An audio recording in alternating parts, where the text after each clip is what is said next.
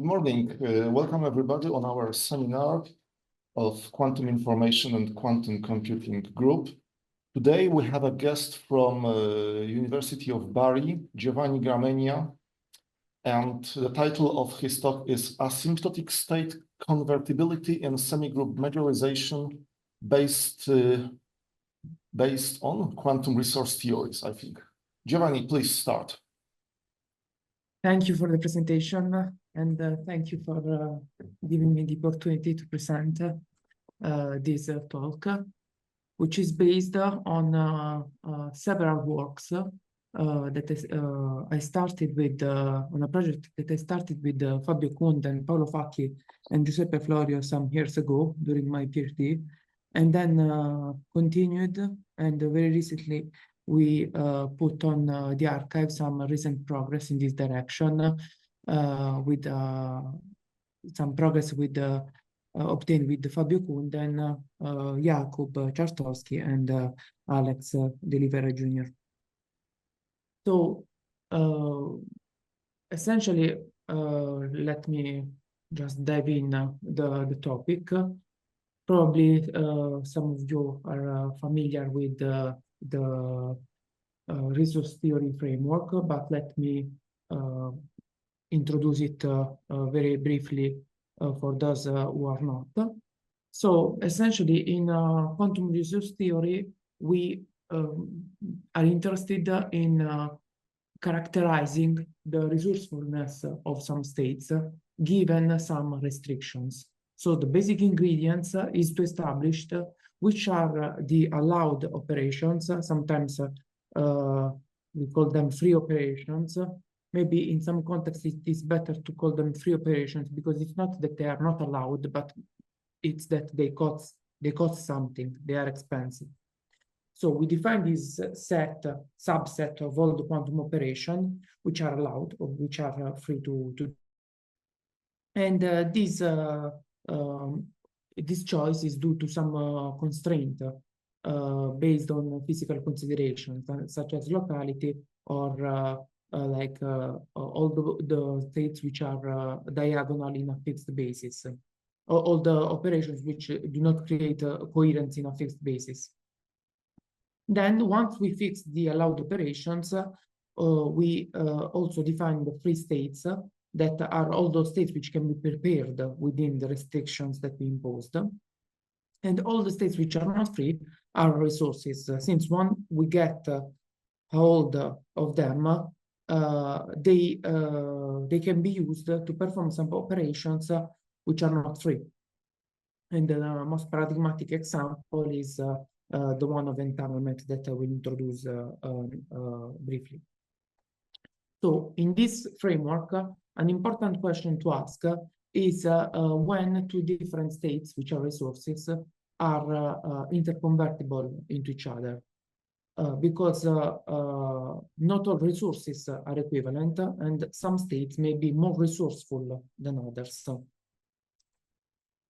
So there are a pair of states which cannot also sometimes it is not possible to compare different resources. So it's not that we can establish that some state is more resourceful than another. They are just different kind of resources. And this is the question that this talk will be about. So in order to get used to this framework, it's better to focus on some particular resource theory, and we will start from the most paradigmatic one, which is the one of entanglement. In this case, we have two parties, A and B. So their system lives in the tensor product space HA tensor HB. And the thing is that in this framework, the two parties are distant, are spatially separated, and we must impose the restriction of locality. So all the allowed operations or free operations are local unitaries performed by each of the party, local measurements, and once they do their measurement and they obtain the result, they can communicate to the other party with the classical data. So they can communicate the result of their measurement or which operations they are doing on their systems. So in this within this set of restriction, one is usually one is used to see that free states are just the separable states, and the resource states are all the entangled one. No, the states which have which are more than one, more than just one Schmidt's coefficient. And in this scenario, we will focus in particular also in all the other scenario that we will talk about today. We will focus on two kinds of state conversions. The first kind is conclusive or deterministic state conversions, where we are only interested in carrying out the conversion from a state psi to a state phi with certainty. So we want a protocol which whatever result we get from the measurements involved in the protocol, and in the end, the shared state between A and B will be phi if we start from psi. These are called conclusive conversions, while in a stochastic conversion, we allow some probability of failure. This probability of failure arises from the fact that since some measurements are involved in the protocol, it can happen that some measurement outcome will lead to a successful conversion, so the state that we want to reach, while other measurement outcomes will result in a failed conversion. And in these kind of conversions, we ask, what is the maximal success probability that we can achieve? So what kind of protocol should we consider to guarantee that we achieve the highest possible success probability? Now, in the case of entanglement theory of pure bipartite systems, we have a nice criterion which establishes whether two states are interconvertible into each other based on their Schmidt coefficients. So we have two states, psi and phi. So we introduce some notation. We denote with n the dimension of the smallest partition, let's say HA, and with m the dimension of the larger partition HB. And we consider the reduced density matrices corresponding to psi and phi. We can consider the reduced density matrix on A. And we consider the vector of eigenvalues of psi A and phi A, no? The Schmidt coefficients. Then we have this nice criterion, which tells us that the pure bipartite state psi can be converted into phi if the corresponding Schmidt coefficients are related to each other in terms of this majorization relation, which is defined below. So in general, we can say that a vector x and a vector y with n components, they are in a majorization relation to each other if there is this relation holding between the ordered sums of their components for every ordered sum. And we also ask that equality holds for the last sum in order for this to be true majorization. In our case, since we are talking about Schmidt coefficients, they are essentially probability vectors, so they are normalized, and the last equality automatically holds.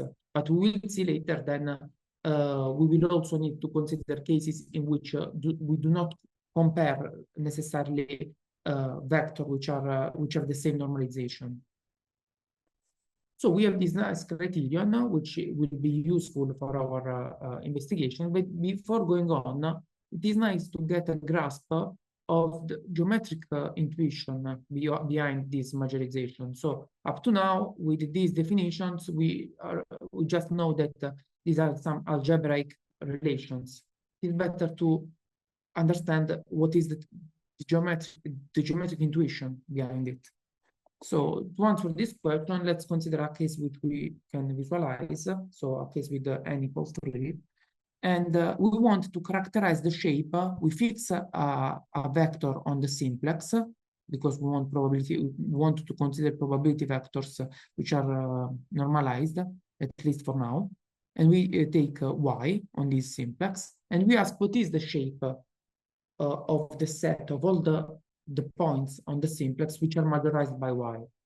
In order to answer this question, one introduces in the literature doubly stochastic matrices, which are essentially matrices whose columns and rows sum to 1. And there is this nice theorem by Hardy, Littlewood, and Poglia, which tells us that X is majorized by Y only if and only if they can be linked to each other with a doubly stochastic matrix. And there is another theorem by Birkhoff which characterizes geometrically the set of doubly stochastic matrices as the convex polytope obtained from the convex combinations of permutation matrices.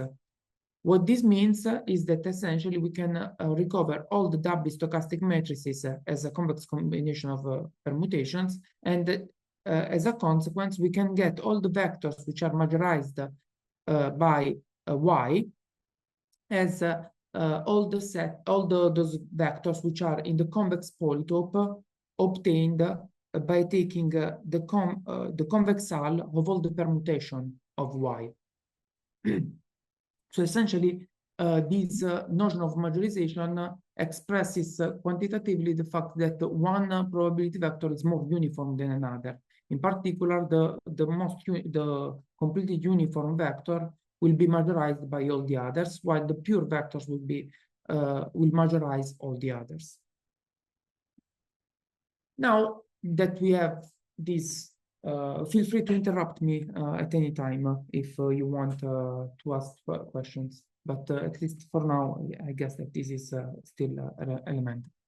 So with this intuition, we can now understand what does it mean for two vectors to be incomparable according to majorization, and from the point of view of resource theory, what it means that they are not interconvertible to each other. So let's consider the maximally entangled state psi, which whose corresponding Schmidt coefficients I denoted with this black star in the middle of the simplex. And we can consider another entangled state, this state phi, whose Schmidt coefficients are the red star here in the simplex. And we can draw the corresponding polytope, which encloses all the points that are majorized by it.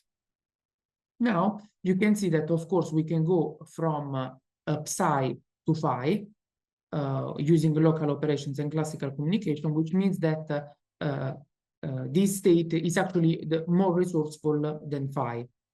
And this is natural, we can understand this. But what happens if we consider another entangled state which is not the maximally entangled one, such as this blue state chi?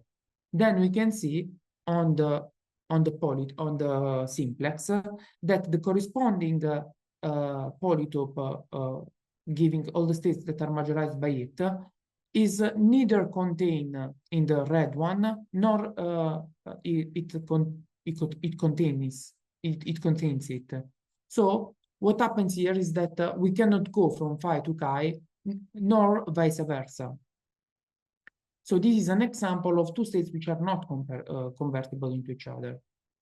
And when this criterion was introduced, when Nielsen introduced this criterion, he also gave this conjecture that if we take two states randomly from a pure bipartite system, so randomly according, let's say, to the uniform R measure, then as the dimension of the smallest bipartition grows to infinity, he conjectured that the probability that two states are interconvertible to each other goes to 0. In order to understand this conjecture, it is useful to understand to this majorization relation in terms of positivity of a certain random walk. So let's define this delta k, which are the differences between the ordered components of the vector x and y on the simplex, and we can define these cumulative sums of delta k. This is some sort of random walk, but it is not like all the other random walks that we are used to, one is commonly like this is more complicated than a standard random walk. Because, for example, the steps of the random walk, delta k, they are not independent, and they are not identically distributed because we take the ordered components of the vector sampled from the simplex. And of course, they are neither independent nor identically distributed. Then the probability that X is majorized by Y is the same thing as asking that this random walk stays positive for all its, starting from k equal, let's say, 0 up to n.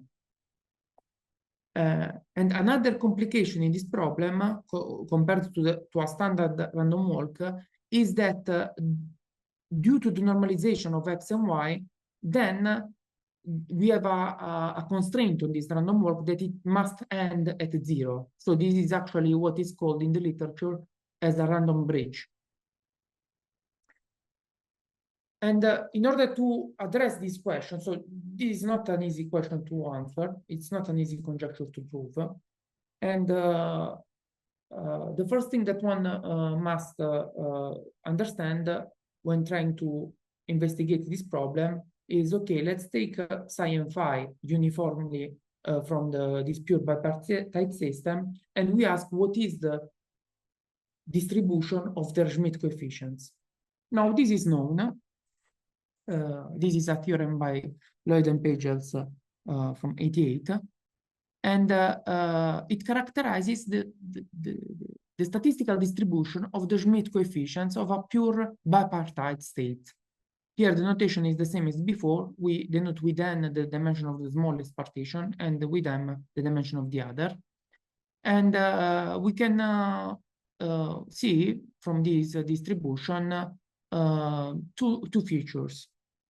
First of all, this term in the middle, it gives rise to a separation phenomenon between, a repulsion phenomenon between the eigenvalues, between the Schmidt coefficients. So the Schmidt coefficient, this lambda vector will be such that their components tend to not be equal to each other, as you can appreciate from this picture obtained from n equal 3. And also there is this other factor which becomes more important when you make the two partitions more unbalanced. So, for example, when m becomes much larger than n. In this case, this factor here tends to shift all the components of the vectors, of these random vectors, towards the middle of the simplex. So we have these two competing behavior that makes this problem quite difficult to treat. And when dealing with this problem, you have to sample the pure bipartite system, and if you want to investigate numerically, so you have to compute its Schmidt eigenvalues and then check the majorization relation. Now, this is one way to proceed, but this is costly from the point of view of from the computational point of view. So in order to address this problem, so when we started to investigate this problem, in order to address this issue, we used this nice connection between the statistics of the Schmidt eigenvalues and some known results of random matrix theory. So in order to draw this connection, we first have to define a complex Weierstrass random matrix, which is essentially a matrix obtained by just taking an n times m random matrix. By random matrix, we mean that we sample each of its entries as complex Gaussian variables. And then we take this matrix, A times A dagger, and we take its eigenvalues. So it turns out, it is known also in random matrix theory, that the eigenvalues of this A dagger have almost the same distribution that we saw in the slide before, except from this factor. But this difference comes only from the fact that these eigenvalues are not normalized. So if one further imposes also the normalization condition, one can see that this factor goes away and we obtain exactly the distribution that we want. In order to understand this connection intuitively, it is nice to understand what's happening here. So why we get the same eigenvalue distribution as the Schmidt coefficient by just taking this random matrix in this way. In order to understand this connection, one can think how a random state on a pure bipartite system looks like. And in order to understand it, you can see that if you fix one particular basis, it's not important which basis you fix, as long as, so let's take a separable basis, and let's take it at the components of the vector in terms of this fixed separable basis. Now, if the vector is uniform according to the unitarily invariant measure, it means that its components will be essentially a uniform point on the sphere, essentially, in this larger space. And then one can think a little bit about it and realize that if we take a Gaussian measure on these components, since Gaussian is rotational invariant, when we compute the corresponding density matrix and we take the partial trace, these components are exactly what we are searching for. So this is exactly the reduced state that we are searching for, the random reduced state that we are searching for. So, okay, up to now, we have not solved the problem of, like, okay, we can follow this way to sample the Schmidt coefficients, but this is still not efficient enough. Another result from the random matrix theory allows us to obtain this same distribution by sampling a bidiagonal matrix instead of a full one. And this has an implication that the matrix that we have to diagonalize, A times A transpose, is tridiagonal, which means that we can diagonalize it much easier, easier than the previous method, because the tridiagonal matrix is much more easier to diagonalize computationally compared to a full one. And also important, while in the previous method we have to sample an n times m random matrix, in this new method we just need to sample an n times n random matrix, and the dimension of the larger Hilbert space HB enters into this matrix only as a parameter of the distribution of the entries. So it means that we can push however far we want the dimension of the larger space and still compute the Schmidt eigenvalues efficiently. Using this method, we managed to investigate numerically this conjecture some years ago, and we managed to actually confirm the conjecture with the numerics. So, for example, if you look at the probability of psi being converted into phi, we can see here I denote with this parameter C the ratio between the dimension of the two partitions. And one can see that in the balanced case, where the two partitions have the same dimension, we have a certain behavior in the decay of this probability.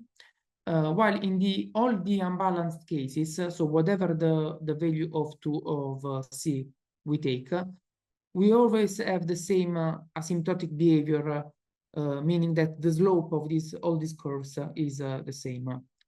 So already at this point, we understand that the balanced case and the unbalanced case are slightly different, although in both cases, the probability of converting psi into phi using local operations goes to 0 as the dimension of the smallest Hilbert space increases.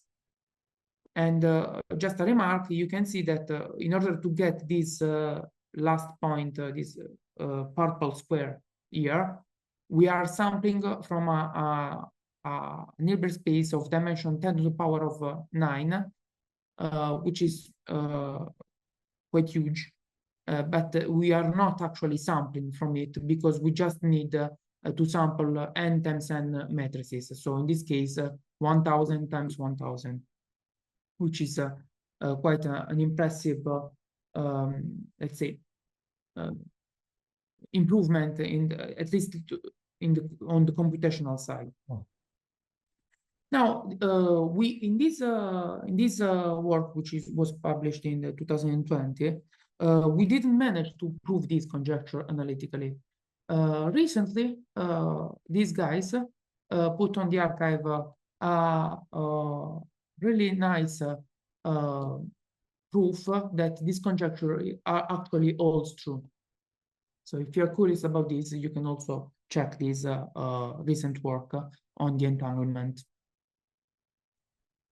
Now, all up to now was about conclusive conversions, okay?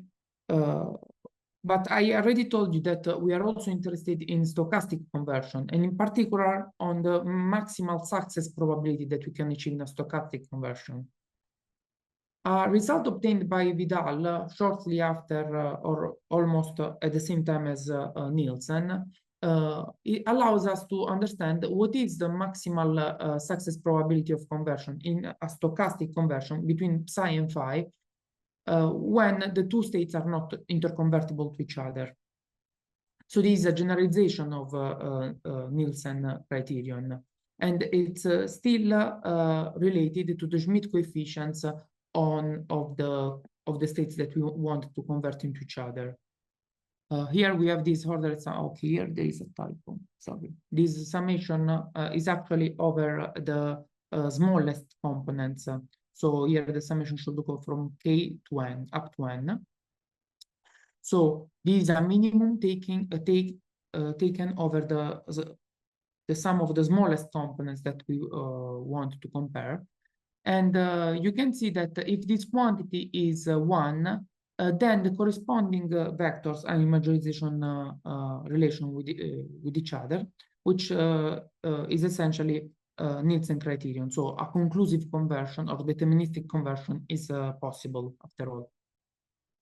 Now, if we consider again the two states that were not interconvertible into each other in the example that I showed before, these two states that have these two Schmidt coefficients, what we can see is that even if we cannot conclusively convert them into each other, if we consider stochastic conversion, the maximal success probability is positive in both cases, in both directions, strictly positive in both directions. Then the natural question to ask in this scenario of stochastic conversion, what happens if we take now psi and phi randomly? What is the distribution that we get on this maximal success probability? And we investigated also this problem. Also this, unfortunately, we managed to obtain only numerical evidence. And here an interesting behavior arises. So here we are computing the distribution of this maximal success probability. So we fix, let's say, P, and we ask what is the probability that this maximal success probability is smaller or equal than P. And we get these probability distributions. Probably it is easier to understand what I'm showing here if we look at the average of this probability distribution. So it is better to look at the average behavior of this maximal success probability when we sample psi and phi randomly according to the R measure. We can see that also in this case, there is a distinction between the balanced case, C equal 1, and the unbalanced, all the unbalanced cases actually, so C greater than 1. Remember that C is the ratio between the dimension of the two partitions. So it's greater or equal than 1 because we chose n to be the smallest between the two. And we can see that the average maximal success probability goes to a finite value when we increase the dimension of the system in the balanced case. But when we consider the unbalanced case, it goes, the average maximal success probability goes to 1 when we increase the size of the system. And this is an interesting result. It is like not what we expect, because in conclusive conversion, we saw that both conclusive the probability that we can conclusively convert psi into phi goes to 0 in both the balanced and unbalanced cases. But if we allow from some probability of failure, we can find protocols which make this probability of failure arbitrarily small for large systems, which is quite interesting here in the resource theory of entanglement. And can I have a question here? Like, yeah. Okay. So there is something I don't get, because now if I take m to be n plus 1, okay, Yeah. the formula for C, and I take the limit of large n, C goes to 1. Yeah. But according to what you are saying, the probability also goes to 1, right? Because like for every okay, C, thank you for actually thank you for the question. I forgot to mention that when we take unbalanced systems, I mean that this ratio is fixed and it's larger than 1. So we only looked at what happens when the ratio m divided by n is fixed. So what we are saying should be enclosed in the case when c equal 1. So we did not look at the case when the difference between m and n is fixed. Mm-hmm. But you are right. But you are right. You are if you take m equal to n plus 1, you will get the blue curve. But still, C is larger than 1, right? No, C in that case is not defined because you are not fixing. Okay. Okay. But thank you again for the question, because actually, so all this work here that I'm showing up to now is only numerical, and this behavior was also proved analytically in this recent preprint that I was pointing here, and they actually show what is the difference that you need to ask between n and m in order for this to hold true. Okay. So what is the difference between m and n such that like this distribution concentrates around 1 as shown in this purple curve? Okay. Okay, thank you. Thank you for the question. Okay, so here we have this, and okay, I will this concludes the part of the entanglement, and now I want to talk briefly about similar results obtained in the coherence conversion, and some general what we can say in general about semigroup-majorization. So all those resource theories where conversion between states can be ruled by majorization relation. So the other example which we considered also some years ago was this coherence conversion. In this case, the resource theory is starts from a particular basis. This can be, for example, the computational basis in practical application, the basis in which the quantum computer is working as a computational basis. And we want to characterize the coherence in this basis as a result. So all the states which are diagonal in this basis are the free states. And loosely speaking, the allowed operations are all those operations which do not create a coherence starting from an incoherent state. Now, this is a loose definition. The fact is that formally defining, so when we consider the allowed operations in the resource theory of coherence, we can consider several classes of operations which do not create a coherence for free. Here I am showing the representation of the Krauss operators of these incoherent operations in the case of what is called in the literature incoherent operations. But there are other ways to define incoherent operations. There are, for example, strictly incoherent operations or defective incoherent operations. So there are different classes. And in many of these classes, like at least 3, if I remember correctly, of these classes, the conversion between pure states is still ruled out by majorization. So here I am focusing on incoherent operations, but also for other classes of incoherent operations. And in this case, the majorization relations, which rules out the possibility of converting one state into each other, is in terms of this vector when we take the modulus square of the components of the vector in the basis. And we get exactly the same kind of criterion that we saw before, but for the resource theory of coherence. What is different from before is that the distribution of these coherence vectors, like mu psi, is different from the distribution of Schmidt coefficients. This distribution is much simpler because when we draw randomly psi and psi prime from the Hilbert space H, so let's say C to the power of n, the corresponding coherence vector, this vector here, is just uniformly distributed on simplex. So this theory is much easier to work with when trying to understand what is the statistical behavior.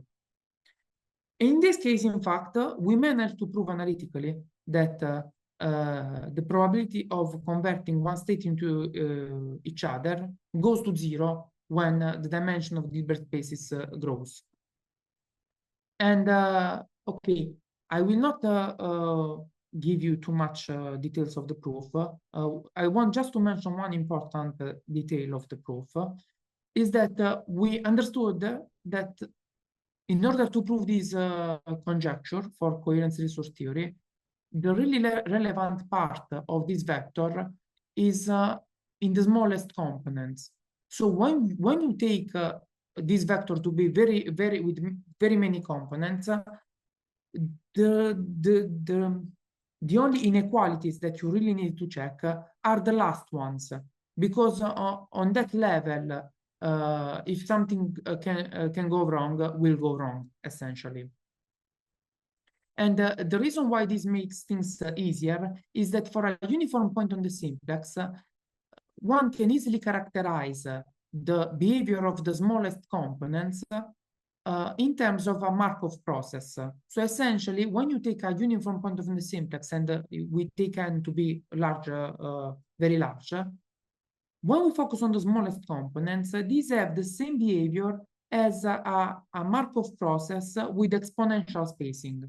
So in order to characterize the smallest component that I call here V1, V2, Vk, we can just sample exponential random variable and take their partial sums to get the jth component, smallest component of this vector.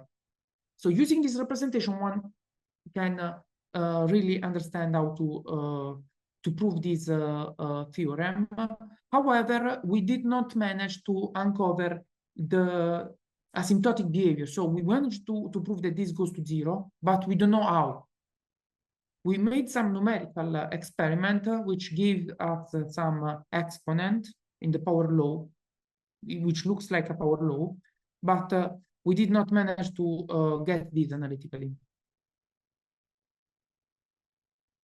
Okay. And also in this case, we looked at stochastic conversion and looked at the probability distribution of the maximal success probability of conversions. In this case, one can see that the distribution, this distribution of the maximal success probability goes towards a limit distribution, which is this purple curve. And this purple curve can be characterized entirely in terms of this random, on this Markovian process that I introduced some slides before. So the smallest components of the vectors not only characterize entirely the probability of conversion in the conclusive scenario, but they also characterize entirely the whole distribution of the maximal success probability if we consider stochastic conversion. So we really understand that the important part of the vectors is just the smallest components in order to answer questions in these resource theories.